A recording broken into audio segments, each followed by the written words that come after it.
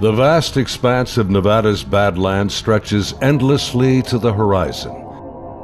Hidden within these mountain strongholds are some of America's deepest and darkest secrets. Secret aircraft and the other legends of Area 51. Among these sandstone canyons today, there's a new glimmer of truth. Shrouded in mystery, it's a story that demands to be told. These are the witnesses of one of America's most unusual UFO encounters in history. Navy veterans and a band of brothers that want you to know that what they witnessed is real. This is their story. Petty Officer Jason Turner served aboard the USS Princeton in 2004. His personal conviction for democracy and patriotism guides him in his search for the truth. This is an actual event that happened, and I witnessed it. Aviation tech Patrick Hughes, a USS Nimitz veteran, he speaks for his shipmates who choose to remain silent. I'm one of those who has to see to believe, and obviously I've seen the evidence of this, so it exists.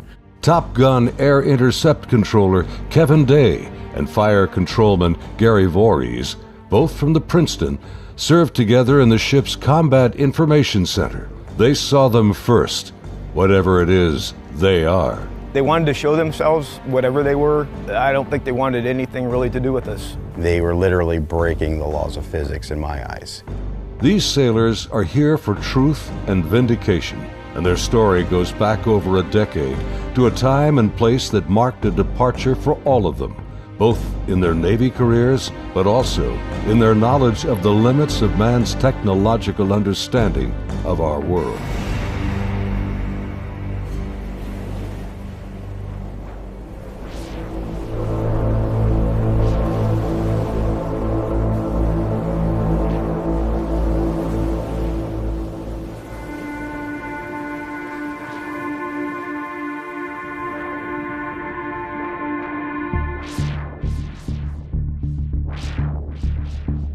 Looking out over the ocean toward the horizon, sun, sea, and sky form an endless vista, a never-ending cycle of tide, wind, and waves.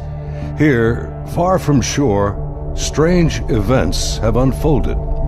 These stories stretch the boundaries of our imagination and challenge our beliefs.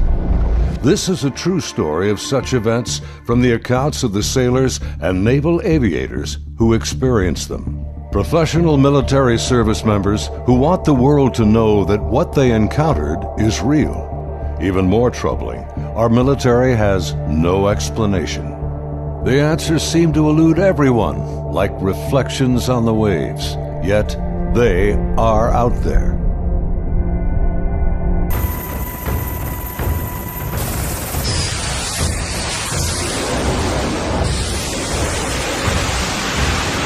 November 10th, 2004.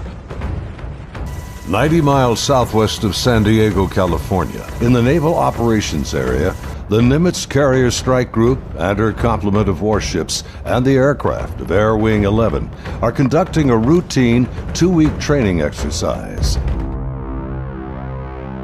Nearby, the guided missile cruiser USS Princeton has been tracking unknown aircraft that appear and disappear from her sophisticated Aegis radar screens. The Spy-1 Bravo radar is one of the most advanced sensors ever deployed. Princeton's main role is air defense of the strike group, and Operations Specialist Senior Chief Day is in charge of protecting the airspace around the Nimitz. And my job was to man the radars and ID everything that flew in the skies. And I also sat a position called Anti-Air Warfare Coordinator, where if we ever had to go to war, I was the guy that was going to launch the missiles and kill shit. In addition to that, I was the Air Intercept Controller. When the Super Hornets take off the carrier, I'm the guy that takes control and takes them to the fight and gets them home safe. And there was a lot of experience in that room. The captain had 28 years, I had 18 years. And the Aegis ship is our newest weapons system afloat. It's got the Spy-1 radar system, the phased array radar system, and I was an expert on that. Inside the Combat Information Center, Chief Day's attention is focused on a group of unknown aircraft on the Spy 1 screen. He's trying to identify them. I was on watch, and we were probably 100 miles, I forget how far exactly that day we were, off the coast of San Diego southwest, kind of off the coast of Mexico, Baja. And I started to notice these weird tracks that were popping onto my radar coverage right about on San Clemente Island. And the reason why I say they were weird, because they were appearing in groups of 5 to 10 at a time, and they were pretty closely spaced to each other, and they were 28,000 feet going 100 knots tracking south. And in the back of my mind, I'm thinking, that's kind of odd. I mean, I don't know anything that flies like that. They weren't on the comm air routes, the commercial airline routes. I wasn't really that concerned about them. I didn't consider them hostile for any reason at all. Another watch or two, as I'm watching, the same formation appeared again. And over the course of 3-4 days, it probably counted up to that point, groups of 5 to 10 at a time. There were probably 50, 60 tracks by then. Today, Kevin and Gary are still looking for answers. They've known each other for over a decade since their Navy days. Gary was a third-class petty officer and fire controlman back then. I worked on the Aegis computer system on a CG-59 guided missile cruiser, the USS Princeton. I'm in charge of CEC and data recording and maintaining and operating all the mainframes that run the system. They're both becoming increasingly frustrated in their attempts to ID the strange aerial objects, which have no transponders and fit no known flight profiles. The guys that work on the Spy 1 Bravo radar, they had come across and said they needed to take the system down for recalibration because they were getting clutter or ghost tracks, and they needed to recalibrate to get rid of them. Then once they did finish all that recalibration, bring it back up, the tracks didn't disappear. They were still there, but they were actually sharper and clearer. They were doing diagnostic tests on everything we had to make sure it was not a system malfunction. And it turned out that it wasn't. These were actually real objects. I had the highest spy track quality possible on these contacts. In this situation, I actually started recording on all 4 tapes at the same time. That way, it was a one continuous loop, and I was just replacing them as they were, becoming full. We failed utterly to identify these things. It didn't meet any of the parameters for anything that was known. In some cases, they seemed to descend from space and then suddenly plunge to near sea level in seconds. Coupled with the unidentified nature of the craft and lack of clearance, these extreme flight observations are very troubling to the crew assigned to protect the carrier group from aerial threats. Sunday, November 14th, morning. The Nimitz deck crew is busy launching FA-18F Super Hornets, helicopters, and E-2 Hawkeye early warning planes. The mission? Simulated air defense, or ADEX training over the Pacific. The winds are calm, the skies are clear, a near-perfect day for flying.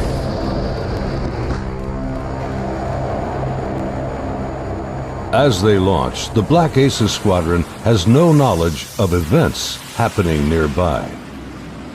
In the back of my mind, that's when I determined I was going to become concerned about these objects, is we were getting ready to launch a whole bunch of aircraft in that same piece of sky.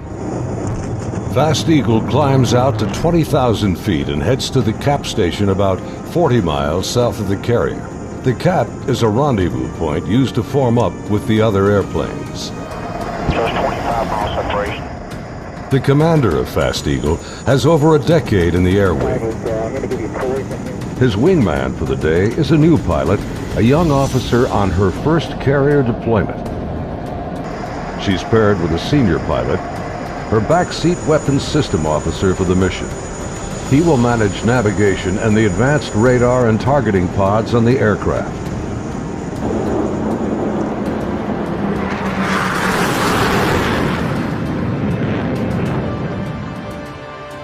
Overhead, an E-2 Hawkeye from the Wallbanger Squadron is on station directing the aircraft.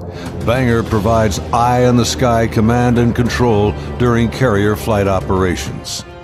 Back in the Combat Information Center on Princeton, the mysterious objects are back. And today is the first time Senior Chief Day has jets in the air that can intercept the mysterious aircraft. Seeing these contacts, Captain Smith orders me to intercept one of them. So I went back to the console. I picked the closest one that was to us, and I had intended to let the Hawkeye do the intercept because they already had control. It was just easier. Day briefs the captain, and they agree to send the Hornets.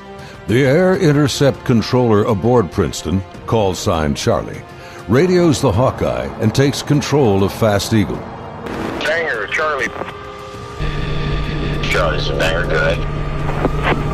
Banger, Charlie. Do you hold unknown air contact, bra, 270-48, 28,000 feet, bogey.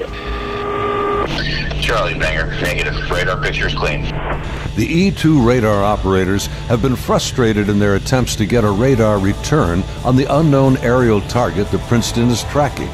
Even with their 24-foot radar dish, they can't get a lock on the object. Banger, Charlie. Transfer Fast Eagle flight to Charlie Control, button 13. We have a real-world tasking for them. Charlie, banger, roger. Fast Eagle, Charlie, stand by for real-world tasking. Charlie, Fast Eagle, send it. We vector them towards that position in the sky, and real quiet on the radio. I'm just giving them bra calls, which is bearing range altitude, to these unknown bogey group. And basically I'm just telling their crew where the object is, the bearing from them, and the range from them, and the altitude, so they can drive towards it. Contact bra 270-41, 20,000 feet, bogey, snap, 270, over. Roger, bearing 270, 41 miles.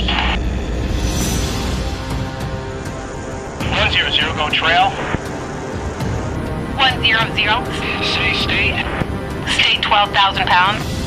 Clean, do you have it? I'm trying to get a track on it now. They sent link 16, but my radar picture is clean.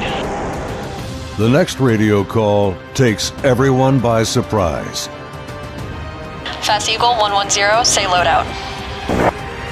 110, what's your weapons loadout? Yeah, the tactical action officer, the TAO, jumps on the radio. Her name was Lieutenant Elders, and she just point blank asked the Fast Eagle flight if they were carrying any type of weapons. And there was a stunned pause on the radio.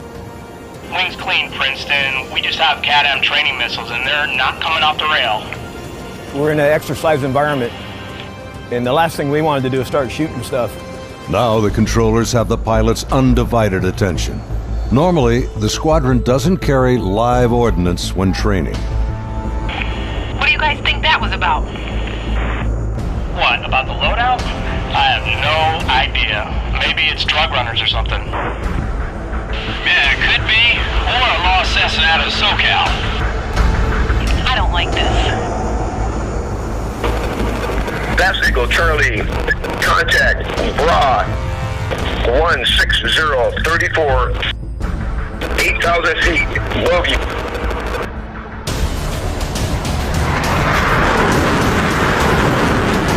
Roger, 34 miles at 8,000. Committed, your call, continuing. As Fast Eagle approaches the target, they see nothing unusual. Their onboard radars can't get a lock on the object. Fast Eagle, Charlie, bra 160-10, 8,000 feet. Roger.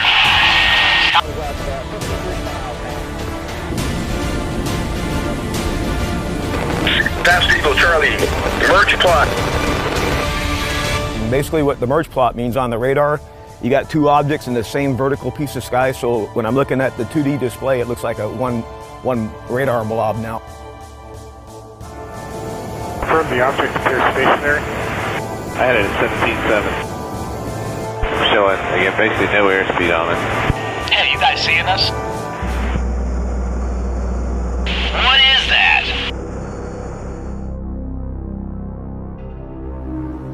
As the Super Hornets approach the target, they see a disturbance on the ocean surface. It's about the size of a 737, and it looks like something could be just below the surface. 100, anchor here, Angels 24. Roger. Charlie, Fast Eagle. We're observing something in the water here, possibly aircraft in the water at the merge plot, just north of our position, about 2 miles. Charlie, Roger. I'm descending to Angels 14 to take a look. Do you think that's our unknown? Man, not sure. Radar's clean. As soon as he got to the merge plot position, the object that he was intercepting dropped from 28,000 feet down to 50 feet above the water in 0.78 seconds, as I found out later the next day. As the Super Hornets get closer to the ocean disturbance, he suddenly spots another craft above it, a much smaller white object with an oblong shape, hovering, then darting just above the waves.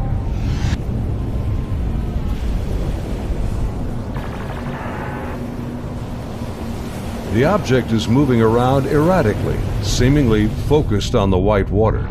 The shape is similar to a tic-tac. It's smooth like porcelain. It's not an airplane.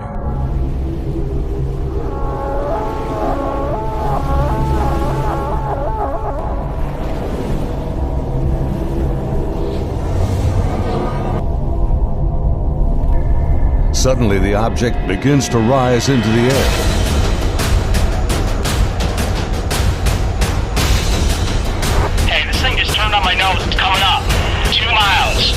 The strange craft begins mirroring the turn rate of Fast Eagle. Tower 1 Vulgate, 287, 2 miles, Angels 5. The object is now at his 3 o'clock position as he continues to turn with it. He's turning hard at 3,000 meters. We had the external communications in the speaker in combat so everyone could listen to it. And the next thing I hear in the radio going, oh my God, I'm engaged, I'm engaged. 1,000 meters, he's southwest, Angels 8.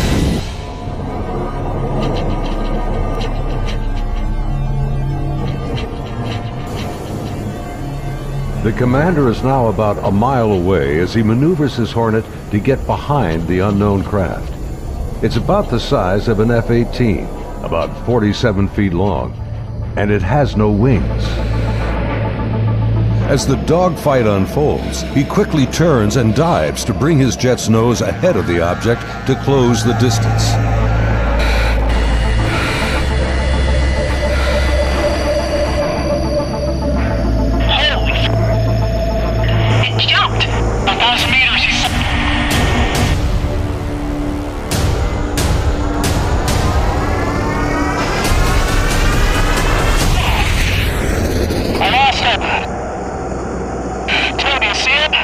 Suddenly, the tic-tac rockets past. It's gone beyond the horizon in the blink of an eye. I saw it go 137. No tally. That didn't just happen. Say again. Fast Eagle Charlie, sir, you're not going to believe this, but the bogey group is now back at your cap station.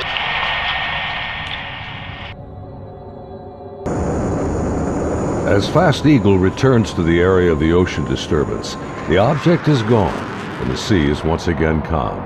Soon, they land on the ship.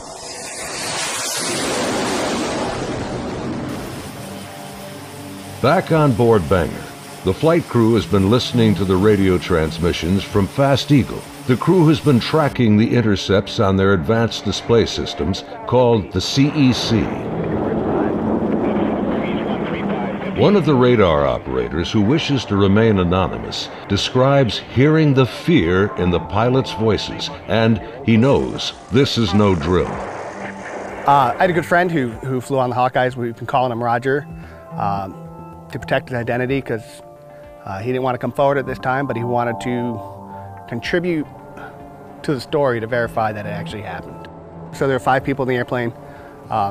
Roger would have been seating in the radar officer seat, which is towards the back middle of the plane. To the side of each one of them, or behind them, depending how the chair's rotating, is a window. Suddenly, his attention is drawn to something outside the Hawkeye. He and the entire crew watch in disbelief as a tic-tac object suddenly forms up on their E2 and then just as quickly shoots away from sight.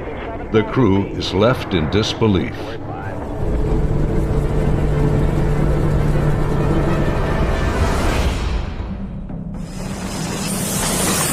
As Banger returns to the ship, the crew is shaken. The highly unusual events are troubling, but what happens next has haunted them to this day. U.S. Navy officers quickly arrive and escort the aircrew to a secure space on the ship. As the crewmen begin to take off their flight gear, an officer begins the debriefing by telling them this event did not happen, and they are given non-disclosure agreements to sign. They are warned to never discuss this event again. Again, we're preparing for the air defense exercise. So now we got all the squadrons launching off the carrier because they're all up going to do their functional check flights. Senior Chief Day watched in disbelief as the Tic Tac UFOs reacted to the incoming fighter jets. All the objects in the sky, they all dropped out of the sky from 28,000 feet down to 50 feet. Based on the Spy 1 Bravo radar system, the object descended at over 24,000 miles an hour. It was unbelievable because normally what would happen if a normal aircraft did that? First of all, it would fly apart. It wouldn't be able to withstand the G-forces, and there would be multiple sonic booms. It would be boom, boom, boom, boom, boom, boom, boom, boom, boom, and this did not make any sonic booms. From what I observed, I saw that it went from, right around between 25 and 30,000 feet down to sea level and below sea level. Contact, tag number 042. Below sea level was confirmed to me by the actual sonar techs that were in combat, in communications with other techs that had said they had an active track on it under the water.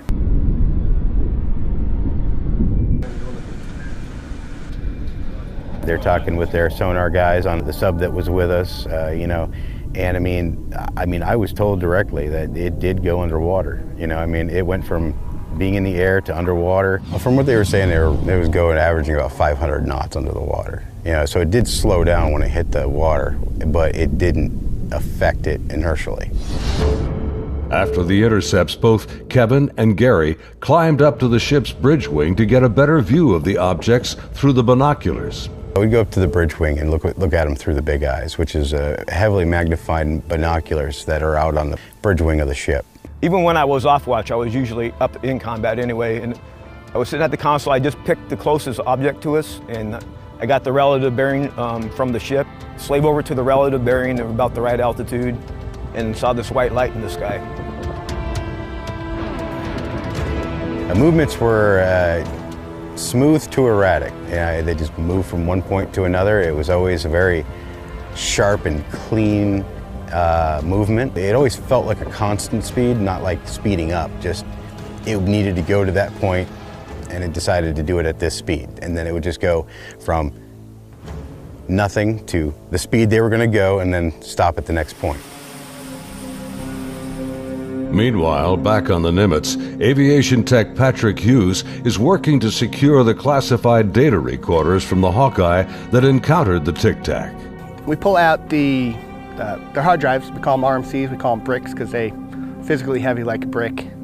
But they contain the software to run the airplane. And they also record a lot of the data that the aircrew sees during the flight. So we take the removable stuff, we take it out, we go downstairs, back to our shop. Patrick's job involves tracking the chain of custody of the hard drives. Then we open up the safe, put them in the safe. We've got tracking sheets so we know what RMCs are on what airplane. We know who signed them out, who put them in the airplane, who took them out of the airplane. As he gets ready to wrap up the mission, there's a knock on the door. Our commanding officer's there, two other guys in flight suits, who I'm assuming were Air Force officers, because pretty sure that's the insignia they had on. But they were not on the ship earlier. I did not see them come on the ship, so I'm not sure how they got there. But the skipper basically said, I need the bricks off the flight. We opened the safe, we put them in the bags. He took them, he took his two anonymous officers and left. The officers, with the classified hard drives in hand, soon board an HS-60 Seahawk helicopter and leave Nimitz.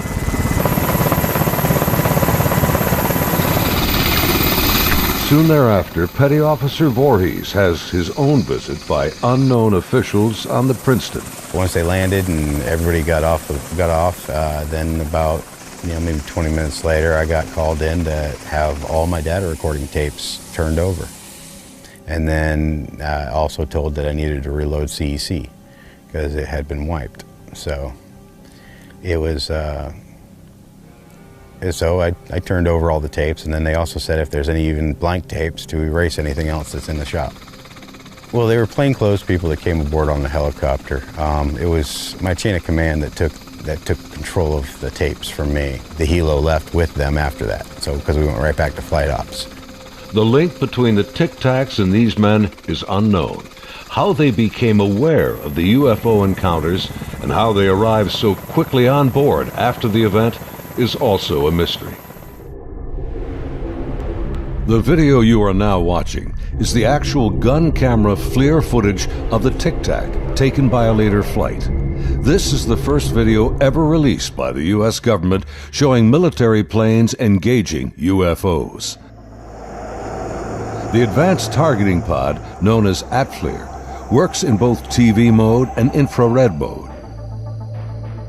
The film reveals no control surfaces, no exhaust plume, a uniform heat signature, and no visible means of propulsion.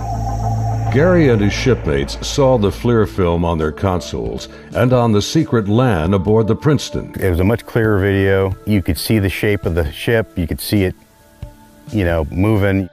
I tried to go and get a disc to come make a copy of it, and by the time I got back, it was already off of our hard drive, off the secret LAN. No access to it whatsoever. Petty Officer Jason Turner also saw a much higher resolution version of the FLIR film showing strange appendages extending from the object. But it did have some protruding at the bottom of it. I couldn't tell if they were curled back or straight down. Jason says the video was approximately 10 minutes in length and much longer than the video that has been released. I saw this video playing and I'd ask him, is this what we're training, or what's part of this training that we're going through? And he said, no, this is real life. And when I saw it, it was a very clear image, a very clear video, and this thing was going berserk, like making turns, like it's incredible. The amount of G-forces that it would put on a human that this thing was doing. The jets were like trying to trail this thing, and it would just run off and leave them. It would just poof, gone, and then it would come back, and then you would see it, and then it made a maneuver, like they were chasing it straight on. It was going with them. This thing stopped, turned, and just phew, gone. That's the only way to describe what it looked like. Dude, this is a fucking drone, bro. There's a whole fleet of them. Look on the ASA. My gosh. Just 11 years later, fighter jets from USS Roosevelt filmed this anomalous object in 2015. Well, if there's look at that thing. It's rotating. Like the Nimitz encounter, they too were conducting routine training when fleets of UFOs were encountered by the pilots. The Nimitz Encounters remained cloaked secrecy for over 13 years. The first-hand testimony about UFO sightings is practically unheard of from military service members. Thanks to the brave and honest accounts of the sailors and naval aviators who have come forward to relate their experiences, and of the remarkable videos they filmed that day, the silence has been broken. I dealt with this all on my own for many, many years, and it was not a very pleasant journey to go through, because no one really believes you. But now things have changed, and anyone out there that's struggling with this and wants to reach out, there is now a group that you can reach out to and get help and support and vindication. It's honestly been a little relieving to be able to actually talk about it and how important that event really was, and not just keep blowing it off. There's people out here that really need to know and want to know, and you have the support of me and Kevin and my other shipmates that have come forward and decided to talk about it. My role is to describe the story and convince people that yes, this event really happened and these objects were really real, but what they are, I have no idea. It is something. I want to know what it is. That's the whole reason I chose to come forward to contribute to the story, because there is a story here, there is more information here. And the more of us that talk about it, the better chance of the full story coming together. And it's vindication for us that other people are looking into it, and you know, we finally tell our story and people listen. If you need to get a hold of us or would like to talk to any of us, Kevin, me, or any of the other guys that have come forward, there'll be an email address at the end of this video that you can contact them and they can get a hold of us. If you or someone you know has witnessed unknown objects from military ships or planes, please contact us at the address on your screen. You can remain anonymous. As we strive to understand these encounters and come to terms with what they mean, there's something far beyond the horizon and the limits of our comprehension waiting for all of us.